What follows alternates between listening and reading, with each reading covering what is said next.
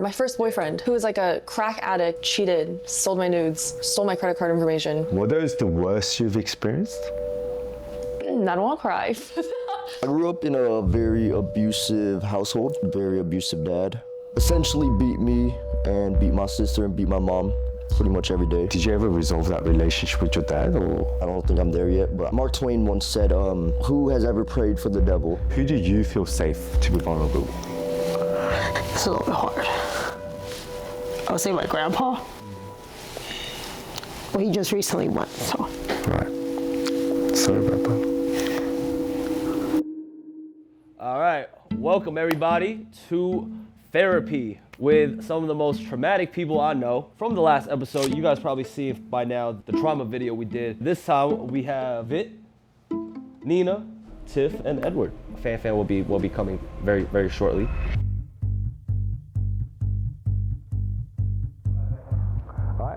All right, FanFan, you can come in.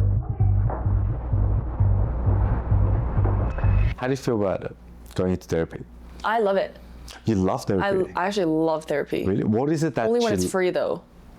I don't like paying for therapy, but I love therapy. So when you did open up about your past relationships on the trauma video. Oh, I remember my first boyfriend. He cheated on me 4 times. One time was with a hooker, an escort that he paid for with meth or crack that he was selling because he became a drug dealer. And then he was stealing my credit card information and my credit cards to take money out of the bank at the ATM to buy himself crack because he then got addicted to crack. And then he sold my nudes on Kickfriender to strangers online. And I found out from a random white man who DM'd me on Facebook sending me a picture of my going, "Is this you?" So that was your first relationship? Yeah, first. And he did all of that? Yeah. I love it how you're so like open and confident about it though.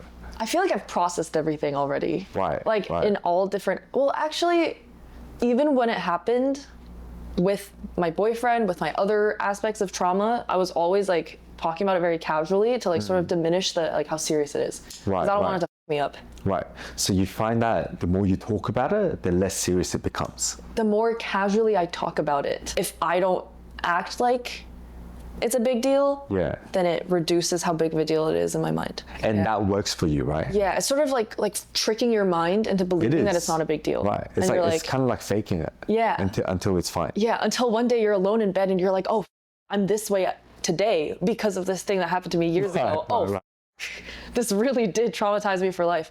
Right. So that's a little jarring experience, but other than that, it's a good coping mechanism. Have you ever tried doing the opposite of it, where you withheld it, like you just kept it to yourself? Yeah, there was a lot of like other, not boyfriend stuff, but like with like sexual assault stuff that I kept to myself for a long time. Right. Not to make you uncomfortable. I also No. talk about this casually if that. No, dude, better. you should share. Like this is a safe space. I'm here to learn about you. Okay. Yeah. Yeah. Okay, so when I was 5, there's a guy, he was like in college, like just reached out my pants. He goes, "Do you know what this is called?" And froze, of course. I didn't even know what like that was back then. So he was your friend? No, he was someone who was living in like the same house as me. And it was my family friend's son or something. And then so that happened. And then happened something similar when I was 11. This guy like took naked, he was in college as well. I was 11. He took pictures of me naked, pulled me out of the shower, took pictures of me naked. That was when I was sort of understanding. Right. And I sort of buried that thing when I was 5 because I didn't understand, you know? But then as I got older, as I understood it more, I was like, oh, so I was like, hey, I don't think he's supposed to be doing that. Right. You know, I was like, wait, that's not allowed. And then a thing at 11 happened. And I was like, I don't think that's allowed either. And then another thing happened when I was 17.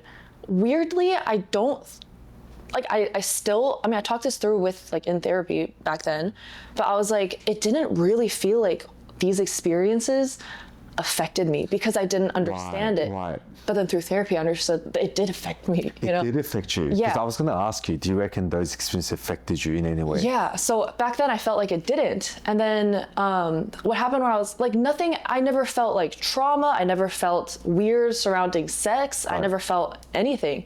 But when I was 17, I remember I was in Boston. There was some guy, family friend as well, or family friend's friend. And then he was helping me with my college essays. And one night he took me back to my Airbnb. He dropped off my family friend first. And she was like, that's a little weird. So she called me. He asked to use my bathroom.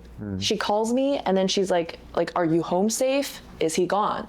And he's next to me and he's like, tell her I'm gone. And I was like, well, that's odd. Yeah. But then I feel like in moments like these, you just have like a fight or flight response. But then mine was just freeze. Oh, So I just like fucking froze. I was like, yeah, he's gone. And then TLDR, he kisses me and is like touching my leg and stuff. I like didn't kiss back. My eyes were open. I completely froze. Didn't know what the fuck was going on. But at that point, I was 17, so I sort of understood. You know, I like lost my virginity already. Like I know what the fuck was going on. And I was like, okay, he's a man with 2 daughters. Like this is not supposed to be happening. I'm 17. That's crazy. He's like 40. And I'm like, yeah, so this is fucked. So from that, I still had my free therapy from school because I was in high school. So I went to my free therapy and I talked about this. And of course, when it first happened, I was like bawling my eyes out. I was like, I wasn't even sad about it. I was just sort of like freaked the fuck out, you know? Because I felt like, did I do something wrong? I could have pushed him away. I could have been like, no, don't use the bathroom. Or I could have told my family friend, yeah, he's still here. Literally, day after it happened, my mom came to visit and we were supposed to get brunch with the family friend, with that guy and me and my mom. I pretended to have food poisoning so I wouldn't have to go. Right. And then since then, even till now, I still haven't talked to my family friend because I feel embarrassed because I don't want to be like, hey, your close friend assaulted me or like force of someone. Crazy. Also, what that led me to talk about in therapy was like what happened when I was even younger. Right. And he was like, yeah, so you're kind of up in the head because of those things. Like that's why you talk so openly about sex stuff. That's why you make outrageous jokes. Even now, I make outrageous jokes. It's sort of like I go to the opposite extreme in order to contradict how I feel about these more sensitive subjects. So I know last time you mentioned some of your traumatic situations. Were those the worst you've experienced? My parents, that fucked me up because I don't want to cry. Oh, it's okay. Yeah. No, I don't want to cry because I cry too much on stream. Right. The relationship with my dad was really bad. And as a kid, I always saw my mom taking care of us and then my dad working in China. Never resented him for it, never felt like it was anything weird. But when I was 14, that's when shit went down. So when I was 14, that's when we found out that my dad had been cheating on my mom, but not like just, oh, I'm just gonna fuck some people. It was like he had a whole other life. He was with another lady. She had a daughter. That's what pissed me off. She had like a young daughter. And so he had basically replaced us in China. So he had, it was pretty up. We went back. I still remember summer of 2014, went back to our place in China and everything was dusty. And me being a bright-minded 14-year-old, I was like, this is weird because you should be living here. Why are you living in? My mom even got him like a cleaner because my dad had cancer when he was in 2009. So my mom would take care of him a lot back then. It was crazy. We lived here. Yeah. She would drive me and my brother to school in the morning. It was a 1-hour drive. And then she would drive an hour to the hospital where my dad was like fucking dying. And then she would drive back to school, pick us up, take us to our after school activities, drive us home, and then drive back to the hospital, and then come back in the morning to pick us up. And she was literally helping my dad shit because he had like colon cancer. Yeah, fully like taking care of him. Yeah, like fully taking care of him. Anyway, he didn't end up dying, even though they were like, he's gonna die. So he didn't die. And then he got better. And we were like, okay. And so we leave. We moved to Canada because of my skating career at the time. And then my mom told me that throughout all of my childhood, throughout like all of our lives, he had been cheating like sporadic, like all the time. But she just stayed with him because of the kids. And then we were finally old enough to like know this, know this. The last conversation that I remember having with my dad in person, face to face, was he was watching golf and smoking. And I'm like, why did you feel the need to get another family? Because you have one already. And why do you need a new daughter? I'm your daughter. And he just kept saying, the only thing he would fucking say, dickhead by the way, is just, you're too young, you won't understand. I'm fucking 24 now, still don't understand, bitch. Last thing he ever said to me was happy birthday on my 15th birthday, January. So it was like 6 months later. I looked at his comments, or looked at his pictures with like his new daughter or whatever. And then I blocked him and I didn't respond. Cause I was like, bro, my mom had taken care of me all this time. Like, I am picking sides. I don't even care. Yeah. It was extra bad because that was my first semester at boarding school. And so I was feeling homesick. I was like really upset. And that was like basically pushed me over the edge to become like fully depressed and suicidal during high school. Right. And so since then I haven't talked to him. And then in 2017, in my junior year of high school, he died. Oh, he passed away? Yeah. Oh, wow. And so I was like, I remember my mom called me. She was like, do you want to go to his like funeral and shit? And I was like, nope. I like didn't have a dad for the past 3 years already. This changes nothing. So when you were at that point when you were like suicidal, what kind of pushed you there?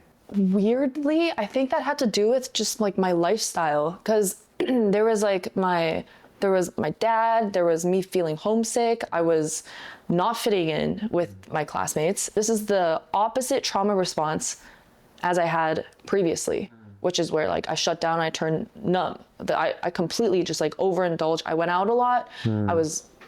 I went to school in Connecticut, so I would travel to New York and Boston like every weekend, drink. Just the classic substance abuse type shit after you deal with something traumatic in order to try and regulate your emotions, you know? But then ending up doing the opposite. And so I would just go out a lot, and then I was forcing myself to do things in order to not think about it, which was a horrible response, but a very common. But it's very common. Yeah, very common. I definitely relate to that as well. Yeah. Yeah. Damn, FanFan. Honestly, you've been through a lot. Yeah. I admire you, like being fully, like, you know, just being able to present yourself, do all these things, despite everything you've been through. Yeah. Thanks. I think it's great. Yeah. I think you're very, very brave. That's a lot of people though. You know, like you were saying earlier, like you would have never thought that we would be going through this stuff, but it's like everybody goes through shit, you know? No, for sure. Yeah. For sure. It's just like the response that matters, I think, which is therapy. Therapy would lead you, I don't know, I'm such a huge proponent of therapy. That's it crazy. would just lead you to the best response rather than, you know, shut down or be suicidal or get addicted to drugs. Right. You comfortable? Yeah. That's good. So as a leader of a group, do you feel like there's a lot of pressure and a lot of people find comfort in kind of bullying you? If they find comfort in throwing rocks at an old man, then so be it. Right. That's what it takes to lead, you know, to instill comfort in the group. 100%. Because I feel like a lot of leaders, although they get praised, they also get the most heat. Demolished by their peoples. And you have the most responsibility. Right. Right. How do you feel? Because I also have the thickest skin. When I was a child, I was not ready for the world. But growing up in New York City, you get exposure therapy to insults, to physical abuse, to verbal abuse, to fights. That's crazy. What were they saying? What were they insulting? Chino, hey! Oh, right. A lot of racist remarks. I don't even think they were trying to be racist. Right. It was just Hispanics not knowing my name. Being the only Asian kid in my school, I felt like I almost had a target on my back because I was easy pickings. I think as Asians, we have a lot of pressure. Right. Like growing up to achieve academic success. Right. However, you didn't. So the pressure was like tenfold. Yeah. Yeah. Were you always like this stupid academically? I think so. Right. I think Jimmy, stupid. I think I was. I never had good grades growing up, and growing up in an Asian household, your intelligence is solely judged based off of your grades in school. Judging from the 65s and the 70 averages, you could label me as stupid. As far back as I could remember, first grade, second grade, I never had good grades in school. That must have been really tough for you. It was. Being stupid all this time, your entire life. Like, do you have moments where you actually feel like, fuck, I'm so stupid?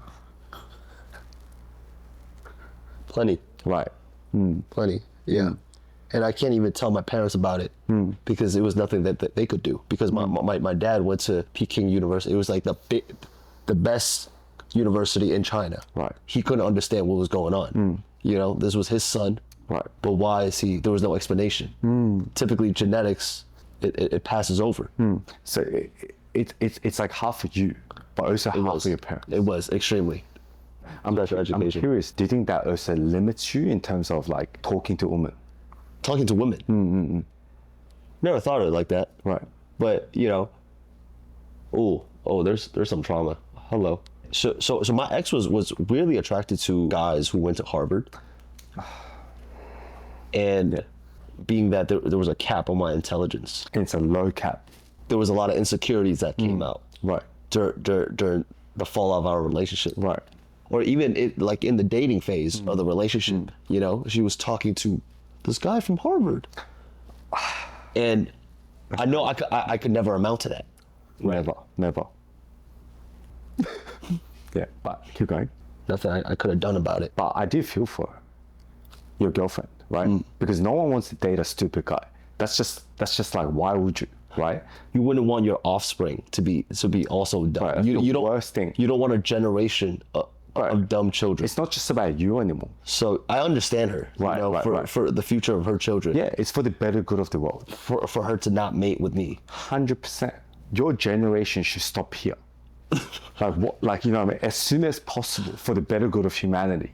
I see. Yeah, Jimmy, thank you for sharing. Okay. That was a great session. Was it? All right. Nina, first of all, thank you for waiting. It was a long wait. I know it was a long wait. Y'all always do this to me. Right. Disgusting behavior. I feel like there's a little bit of bitterness in you. There's Sense of bitterness in me? bitterness. Yeah. I don't think so. I think I'm very sweet. Going back to childhood, what was your childhood like growing up? What was my childhood like growing up? In foster care. Well, I left at 8, so I was there when I was 10 months old.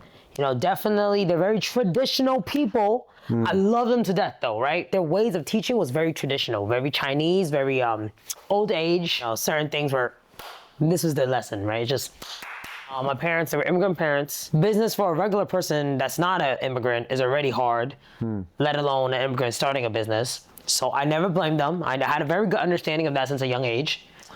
So I've always been very proud of my parents, very supportive.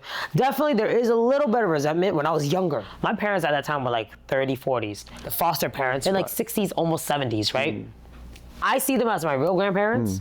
I do not see them any different from my blood. They took care of me, taught me everything new from when I was a baby all the way till I was 8. So in my head, since I was 5 or 6, I was always worried about them dying. It was a constant fear of mine because I'd wake up and I would go check their room to see if they're alive. It's not sad though. Like I know this sounds like a little bit like, oh shit, but like it's not sad though because it's reality for a lot of people. That also taught me in the long run that like every day is a gift. Every day is new, right? Every day is an extension of whatever you're trying to do. like, I feel like you had to learn reality at such a young age when most kids will still be like, you know, thinking about Santa Claus. Well, I grew up in a really Chinese household. Santa Claus don't exist. Right. You never. Okay, we don't have a chimney either. Okay, what the fuck does Santa Claus gonna come from? Right. The window? That's a robber. Right. That's different. Like, and plus we live in the projects, so Right. there's no such thing as Santa Claus in the projects. I just say that. So. I'm curious to see where your brother fits into this. Okay, so I met my brother when I was 8. So when I went home. He was actually in China this whole time. So since birth, the moment they popped out of the pussy on a plane, right? Back to China, wherever the fuck he came from. He stayed with my actual grandparents, like blood-related grandparents. So I stayed in the US. He came in after a month of me being at home. When I finally accepted that this was my new reality, I was like, okay, cool, like I'm settled in. Kind of weird for me, kind of don't like it here. Like kind of miss my real parents, which is my fake parents, kind of getting confused. Like I'm just like, what's going on? I was just like, it was kind of like torn apart. And then when my little brother popped in the picture, I don't know why, I just felt so betrayed. Actually. Because I remember that morning, man, I'm eating cereal. My dad goes, oh, we have a little somebody. And I'm like, who the fuck? So I didn't say that. I was like fucking like 8. And I was like, who? He opens the door and there's a little boy with the suitcase going, sister. I closed the door so fast. I was like, get the fuck out of here. Who the fuck is this lost ass boy? I told my dad, I was like, wrong apartment. And my dad's like, no, that's your little brother. And I was like, nah, that ain't my little brother. My little brother ain't that ugly. He was like, nah, that's your little brother. I was like, nah, get the fuck out of here. So he opens back up and he comes in. He's like, sister, like still at the same tone. Yeah. He's like, sister. And I'm like, why is this kid so happy? You don't even know me. I just see my mom and dad being so cuddly with him. And as a kid, someone who left the house for so long and like Loki came in here kind of suspicious, kind of like, you know, slow-mo everything. I just saw immense love for my little brother. And I guess for me, I just saw it as like, it's not fair. I definitely had a little like sibling jealousy. Right. I mean, I'm like 8. I'm fucking 8. Like, course. what do you think I'm gonna think? Like, Yeah. that's not fair because I'm not gonna reason with you. I'm just gonna feel the way I feel. So I kept that in me. And then my dad started offering my cereal. My cereal. Wow. That I brought from the old house to him. I don't think they understand that I really love food. Like, I really love food. Like, I attach a lot of my emotions to food. So, like, the cereal I brought back from there, I was literally, like, cherishing it as I'm eating it. So the fact that my dad just grabbed it and really just put it in his bowl, I was like, I just saw red. I honestly just saw red. I remember this. I was, like, pissed off. I was like, don't turn my cereal. My dad's like, yo, it's just cereal. Like, chill out. My mom's like, oh, you're being a bad older sister because you don't know how to treat a younger brother. That's your younger brother. You should share with your younger brother. And you're the older. You should be the bigger person. Mind you, this is like 10 minutes into knowing that I'm an older sister. I'm like, how the fuck? Like, you just popped out a baby and you want me to be a sister? Get the fuck. I want a blood test. Nah, for sure. I want a DNA test. This is some bullshit. Nah, I think that's very valid how you felt. Yeah. Because it's like they were expecting you to play the big sister role, but then Immediately, 10 minutes immediately. in. Yeah, 10 minutes But this in. is like, think about it. The month before that, they're letting me play the daughter role. Like, it's too much too fast. Yeah, it's like, too- it's just too much too going on. fast. Right. And I blew up. I remember when I blew up. This is an hour into it. My mom goes, oh, did you brush your teeth yet? He goes, no. I'm like, you nasty bitch. And then so he goes to the bathroom. And you know those washing cups? Like, you know when you rinse your mouth with a cup? Yeah. And you put a toothbrush in it? It's like your, I guess, toothbrush cup. I don't know what to call it. I don't know what the name is specifically. But mine was blue. And mine was the one that, the first thing when I got in that house, when I got in my real parents' house the month before, that's the first thing they gave me was my own mouthwash cup. And so I was kind of like, oh, like, this is my shit. Like, this is mine. Like, you know, like, when you look at the bathroom, you see your mom, dad's cup, and you see yours, you're like, oh, wow, like, that's kind of cool. Like, you know what I'm saying? Like, oh, like, this is really cool. Like, the first time I'm the only kid in the house. He goes in the bathroom. My mom goes, you could use this cup. She pours out my toothpaste and she gives it to her. I was like, oh, hell no. I was livid. I got out of the kitchen. I was like, I snatched the cup and I was like, you can't have that. Wow. And my dad was like pissed off. My dad was like, no, yes, he can. And I was like, no, you can't. And then he started crying. And then my mom was like, look what you did to him, blah, blah. And I was like, I didn't do shit to him. I just took back my cup. Right, like, you right, weird. You're trying to use my cup. Yeah. And then my mom goes, I remember this, and this actually framed a lot of the way I think afterwards. She goes, don't worry, I'm gonna get you a cup. Just give this cup to her. It doesn't even matter. I'll get you your own cup. I'll get you a new cup. And I was like, okay. Like, okay, I know this is so dramatic over a cup. It sounds crazy. No, but I get it. It feels like that kind of was your space within the family. Right, like the exactly. little things, right? Right. But then your brother just comes in and they were just like, oh yeah, it doesn't matter. Just use this. That's like taking away your personal space, like where you belong. So you rip me out of my place, where I'm comfortable in, where I'm very comfortable in, I consider family in for 8 years. Then you bring me here, you give me La La Land for a month, and then you find a new bitch to do the same thing to. Right. I was kind of like, yo, am I a side chick? Like, is this how side chicks feel like? And then you gonna cry and make me look like the bad guy? Oh my God. That's the cherry on top for me. I'm gonna punch this kid. That's why I started abusing him. Okay, let me stop. Right. But that's not a good thing to do. But you gotta understand, like, I had anger problems.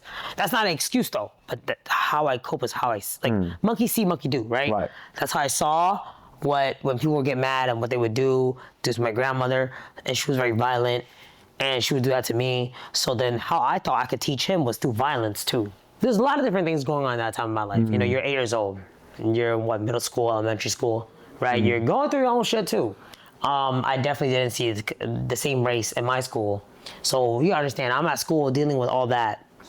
Then I'm also switched schools. That was the same year I actually switched schools. So I'm in a completely different school. I'm in middle elementary school. I remember I had made a lot of friends in my old school, and then I switched all the way to this brand new school where I was the only Asian, and I was in first grade. I mean, you're a kid. What do you think is gonna happen? Kids are gonna do what kids do, right? They're gonna be like, oh, do you look this, da da da, like, you know what I'm saying? So it was definitely a weird transition, you know, not being with the same family, they're not being in the same school, then being somewhere else and being isolated. Then you come home and it's like, that's not my home. And then when you want to go back, you're a kid, you can't really walk yourself down 14,000 blocks to go meet your grandparents, like, you know, the foster family. So it definitely was like uncomfortable everywhere I was at. There was nowhere around me that I felt a sense of like safety. So then I started building my own show, which is, unfortunate to say, I just started building a very angry, tough exterior. Right. All the time. It doesn't matter with family, with friends, at school, on the street.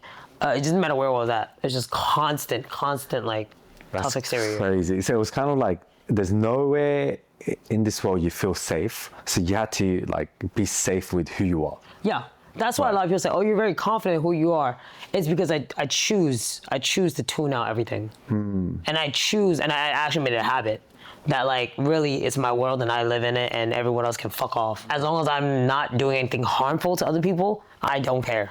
Who do you feel safe to be vulnerable? In this house? Or just in your life? Like, who are these safe people that you can come to where you can really open up?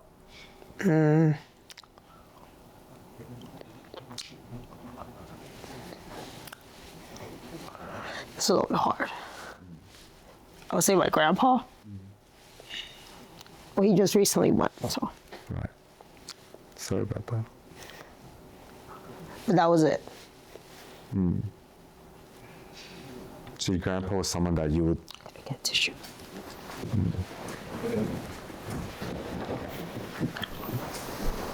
Thank you. Oh shit, I did a tiff. Damn, I told him I was. Now y'all definitely gonna include a clip, but I'm like, I ain't gonna do shit. Nina, welcome to Fuck. therapy. Welcome to therapy. But I'm not traumatized though. This is just, this is from the funeral. This is from the funeral. It's not even about trauma anymore. No, it's just really fresh. That's why. No, for sure. Yeah. Is it just your grandpa? Both. Right, But the other right. one's still alive. Thank God, it's still alive. What was it, the relationship that made you able to fully open up to your grandpa? Well, he kind of played like my. Hold on, I can't. Give me like a break. Yeah. Oh fuck. He played my parents, and then more. Right. When you're raising a kid, bro, okay, I'm not a mother or anything, but when you're raising a kid, someone needs to whoop your ass and the other one needs to be like, it's okay. Like, someone needs to do that. If not, then that kid is going crazy. He'll be a crackhead, you know what I'm saying? Like, my grandma did most of the beating. My grandpa was definitely always oh, it's okay, well, fine, let's go get some ice cream. Like, or stop hitting her, or whatever, right? So he was like, Captain Save a Hoe. So I was definitely the hoe. He watched me from day one. Like, if anyone in this world can project anything, it's him. About what I'm gonna do next. Yeah. Anything I say will never faze him, to be honest with you. Yeah. I said some crazy shit while he was in his deathbed. Yeah. And he was like, eh. Like, you know what I'm saying? Like, Yeah. nothing phases him, anything I say. He's almost like someone that knows you the best. Oh out of yeah, this 100%. world. Even my mom, like I love my mom. Don't get me wrong. Well, I need my mom. Okay, just let her know. But like, she doesn't even know me as well. Not even like 10% Yeah. of how my grandpa knows me. Yeah. If you don't mind me asking, like, how did it pass away? Cancer. Did you guys kind of expect it? Was it like coming or? This is the day of. Yeah. I'm packing, ready to come to LA actually for this. For this dumb shit. And I'm like, oh, here we go, back to LA. I fucking hate LA. Time to go see Jimmy and them. Like, I love everybody here, you know, but I hate LA.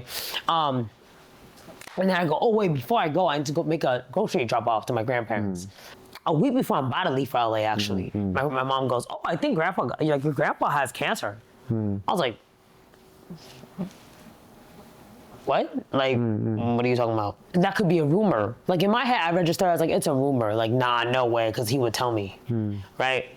But then I also thought about it, I was like, he's not the type to tell me, because he's all the type, he knows how I am, I worry. Like, as much as I seem careless, it's like I do think about, like he knows I'm an overthinker. So he just kind of like, I was like, okay, I'm gonna go see him before I go. But every day I had an event. Every day I had to be mandatory, be somewhere. So I was like, okay, you know what? Before I go, I'm gonna go see him. I went to go see him. We go upstairs, and oh my God, I remember this so clearly. His bed is in the living room, and he's just laying there. And he lost a lot of weight. He lost a lot of weight. So I knew it wasn't a joke, like about the whole cancer thing.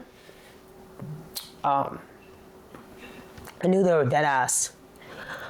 So I walked in and I was like, okay, like you look good. Fucking lying and shit, goddamn. I was like, you look good, bro. Like, are you good? And he's like, oh no, I'm not good. And I was like, okay, it's okay.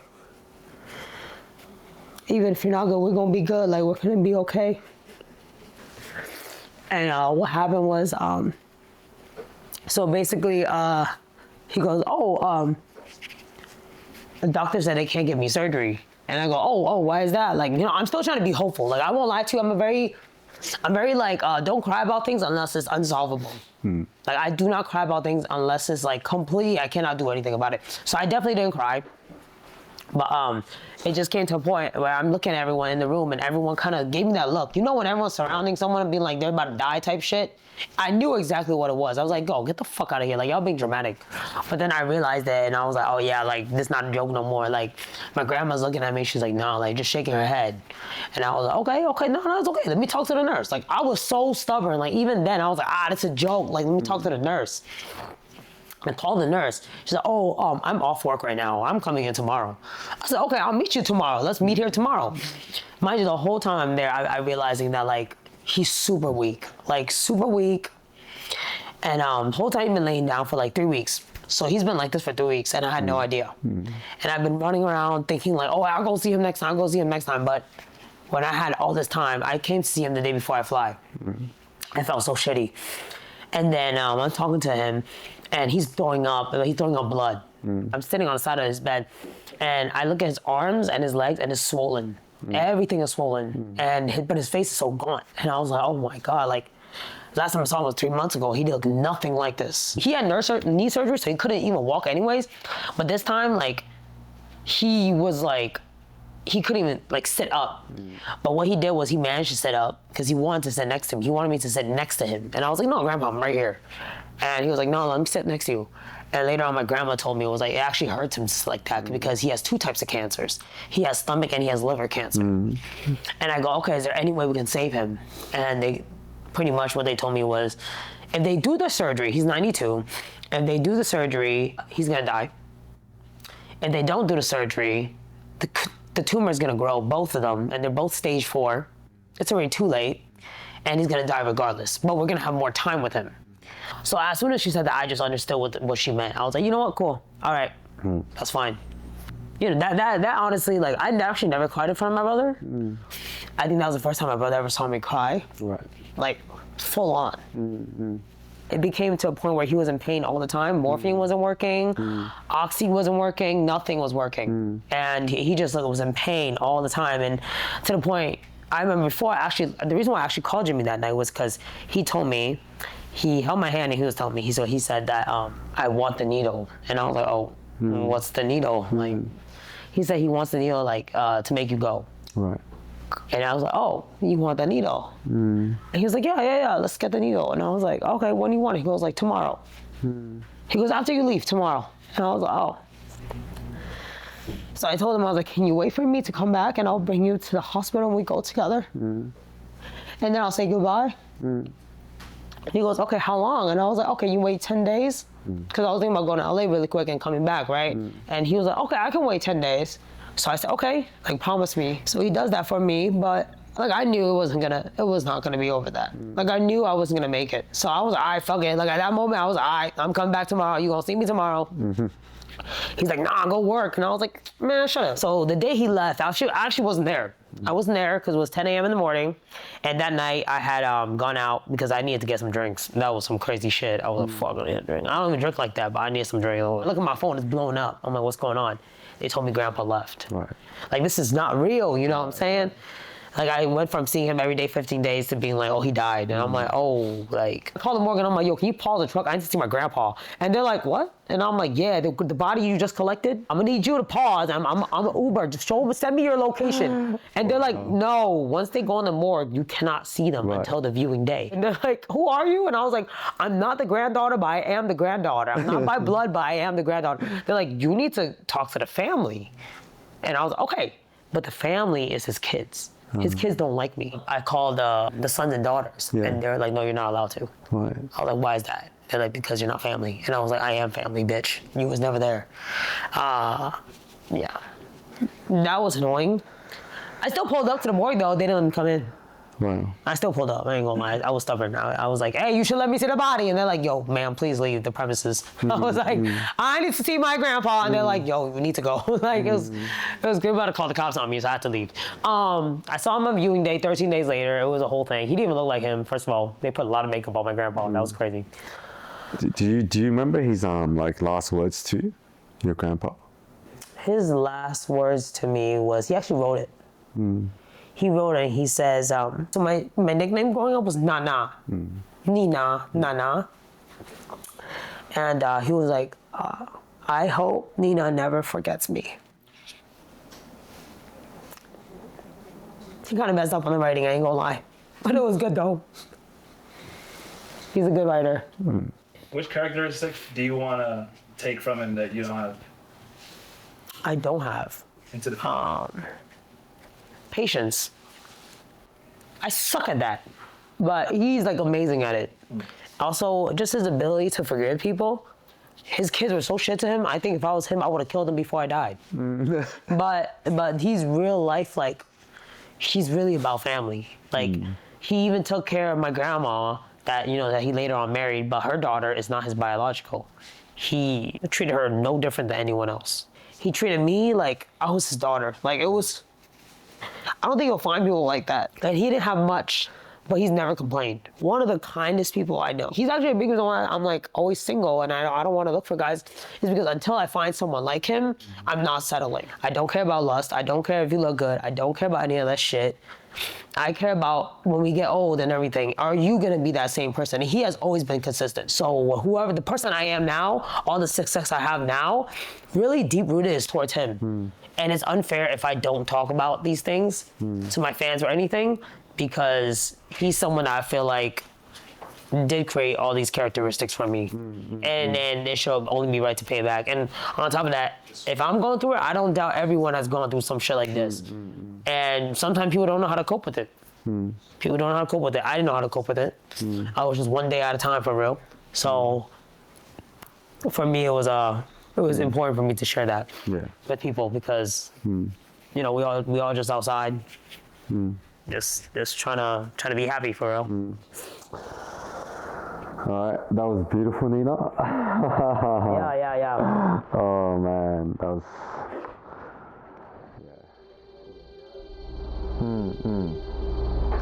No, that's great. Can you tell me a little bit about your upbringing and your family situation growing up? I grew up with both my parents in my life. You know, they're still together. I have 2 younger siblings. I would say I'm pretty close with my family. I feel like I could be closer with them in a sense, but like, I feel like we're close enough. What do you mean closer, in sense? I feel like at times I don't share everything with them, but I share just enough. Like, that's what I mean. Like, there's certain things that I don't feel comfortable sharing, just because I feel like it might add a little bit of stress in their minds or whatever when they got their own shit to worry about. I don't want to like be like a burden or anything like that. Since how young did you have those thoughts in mind? Middle school, high schoolish, like around that time frame, I had those thoughts. Like, I just feel like a pressure almost. Wow, really? Yeah. Like, growing up, you know, my family, we grew up like middle class and everything, you know. My dad came to the States with like $2,000, was poor as fuck, and like worked his way up to middle class. He always works like 6 days a week, you know, just to like provide for my family, but he only at that like middle class level, working 6 days a week for like decades, you know? So just seeing his work ethic and like what he did for the family at a young age, like I was like, if my dad was poor and came with $2,000 not knowing this language and came here, like I have no excuse in this life to not make it and exceed him like 10x. So I always felt that pressure, like I need to win in life so I could give back to my mom and dad like everything they risked for me and my family, like coming to this country with no money and not knowing this language, with no degree, you know, just went straight to work every day. So I feel pressure. But it's crazy to me that at such a young age, you could see that in your parents. I would always see him go to work at like 2, 3 a.m. at a young age. So I just felt really bad for him and I wanted to give back to him in any way I could, just to alleviate some stress. So when you talk to your sister or your mom, do you feel fully comfortable opening up with them, like 100% of yourself, or would you say you still withdraw certain information?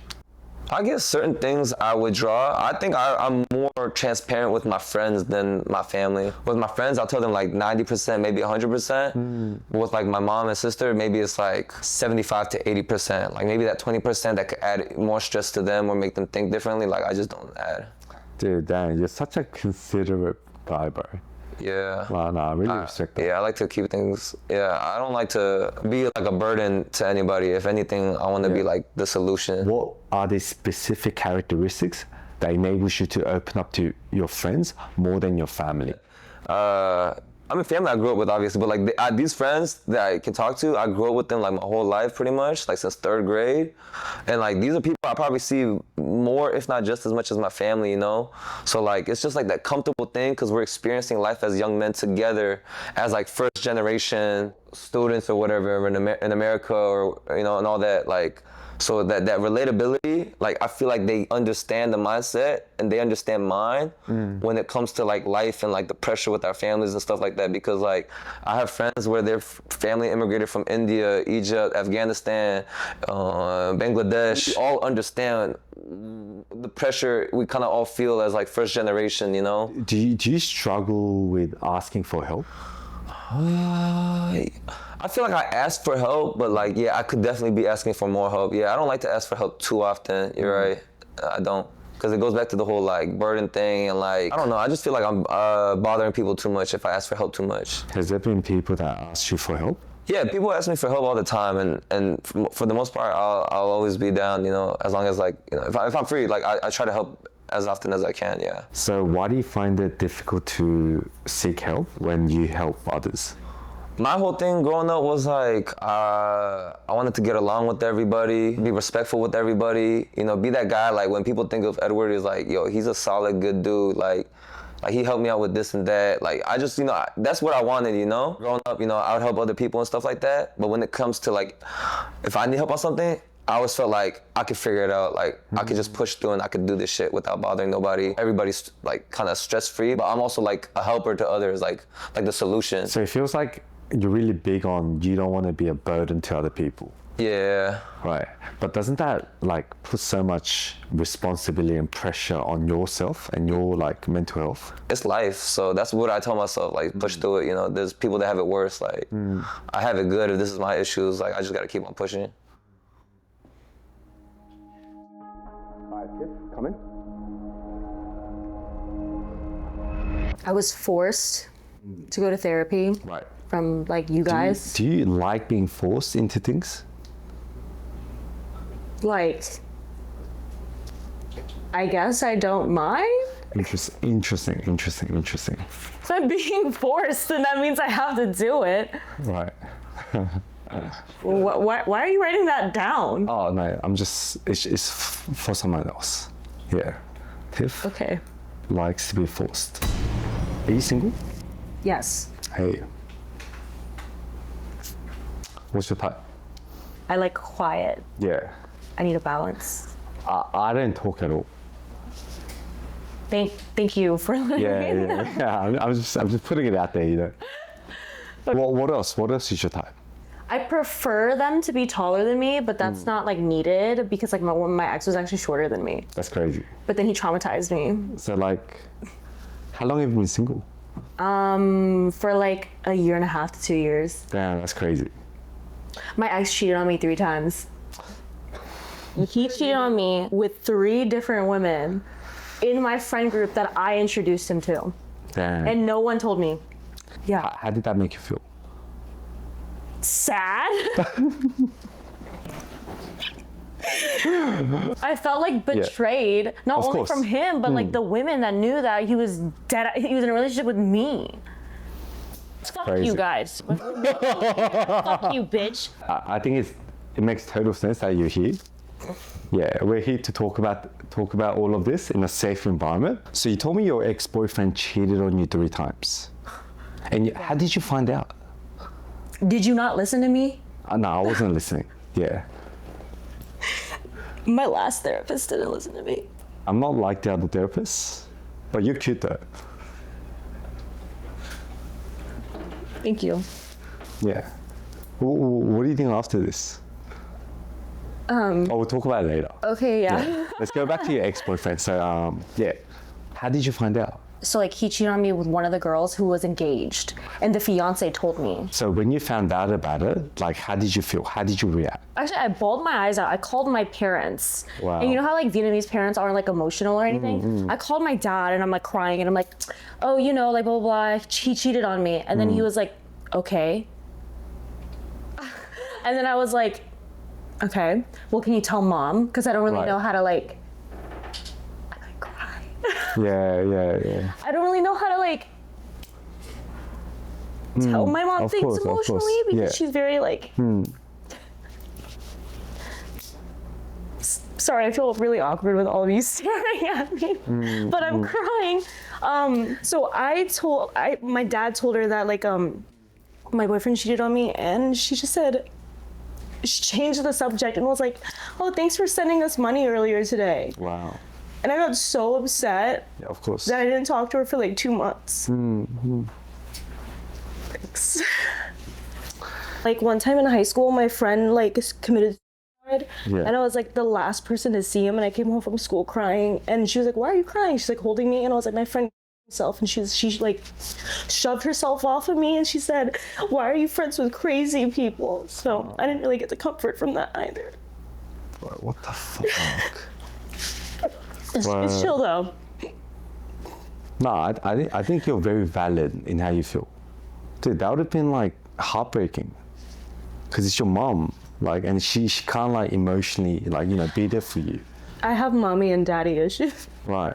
I love them now though, it's Yeah. great. Like they just visited me recently, and like a lot of like trauma and stuff have healed because I like finally was able to like ask them questions like, oh, how did you come to America and everything like that. And it helped like me realize a lot because like you know, like my parents are also going through life for the first time too. Like they're not gonna be perfect. I really respect that you are also like just understanding how they came to be and it's their life for the first time. But going back to that situation, what do you think you wanted from your mom? Like, how do you think you wanted your mom to react when you told her, like, hey, my best friend passed away?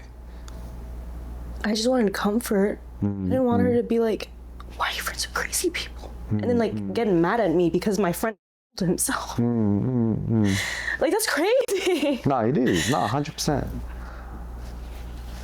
I did not expect to be crying. I was gonna troll you. Yeah. I don't even know your name, and I'm like,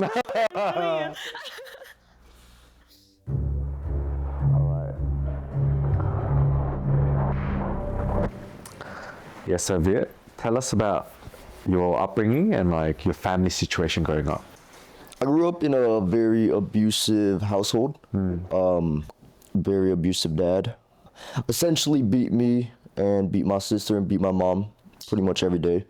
Along with just basically telling me my whole life like I shouldn't have been born. Just spiritually and mentally and emotionally destroying me. I ran away from home when I was 17. I would say 17 to 21, 22. I was just a very wild kid. Did a lot of stupid things in order to survive and feel like I was a strong, capable man. Went in and out of jail quite a bit. bro, that shit that you guys been through and that you guys standing here, like pursuing the things that you pursue, just being presentable in your own unique ways. I can't imagine like what you guys had to go through in order to be there. Going back to your situation with your dad, were there certain triggers for him being abusive, or was it just like? I'm not gonna lie, to this day, I don't really understand what was wrong with him. All I know was he liked beating me. Right. So, what I recently kind of unpacked and pieced together, I've grown up always feeling like I wasn't deserving of love. And my main thing is like, if I ever want to feel like I am deserving of love, either mostly in a romantic sense, right? From a future wife or whatever, then I have to be the perfect man. So in my head, it was, I struggle with perfectionism a lot. In turn, not being able to love who I am now, because I'm not perfect, because I'm still quite very broken, as is everyone. Like, everyone has their own issues. And that stems from, as a child, anytime my dad wanted to take his anger out on me and beat me, he would find just like a random reason. Right. Like, for example, one thing was like, one time he told me to get a hammer, but he said it in Vietnamese. And as a kid, I didn't know what it was. So the Vietnamese word for hammer is búa. So he said, go get me a búa. I asked him, is that a hammer? And instead of just being like saying yes, he just kept repeating, go get me a búa. I was like, okay, is that a hammer? Because I knew if I got the wrong thing and brought it back, I was gonna get beat anyways. And yeah, so I got beat. In my head, I internalized it. It's like, well, I only get beat if I mess up. So if I just be better and do better, then I won't get beat as much. But no matter how much I did better or try to do better, I got beat just as much. Right. And it kept getting worse the more I grew up too. So I had to unlearn that belief. Wait, did you ever resolve that relationship with your dad, or? No, I haven't talked to him in 5 years. Right. I think the last thing I told him was, when you die, I'm gonna come piss on your grave. And then that was it. Wow. I think recently I've been able to let go. I don't really want to say forgive, because I don't think I'm there yet, but I'm able to let go of the situation and not hold so much resentment and so much anger. And a big part of that was God. As you will start to realize, I love quotes. Mark Twain once said, who has ever prayed for the devil? Like, in 1800 years, who's had the common decency to pray for the one that most needs it? And I relate that to my father in the sense of, growing up, I felt as much anger and hatred as I felt. I also felt a lot of pity, just thinking like, you were once me, because my grandfather abused him too, from the stories I've heard. And I just think like, if you had God by your side, good people in your life, the right circumstances of even living in today's age where people take mental health a little bit more seriously, in America, not in Vietnam, you know, I wonder how you would have turned out. No, for sure. Because I'm sure every kid grows up, unless you're just, you know, one of those purebred evil. I'm sure he grew up with the same intentions of, oh, I want to be a good man, I want to be a good father, I'd like, you know. And I think he didn't have the right tools to be able to accomplish that. Yeah. I think I will put everything I have into accomplishing that dream. But I don't need him in my life to do that.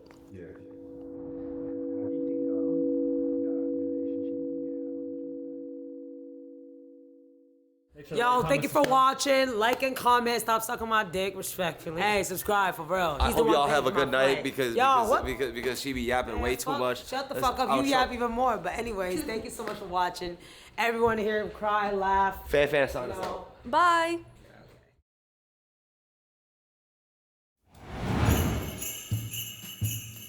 Wow, oh my God, Christmas! Merry Christmas! Why is the reindeer helping the Grinch kidnap? It don't look good. This is a 101, best out of 5. Dachi. Oh. Bro, what the fuck? I gotta take them out. Okay. Oh!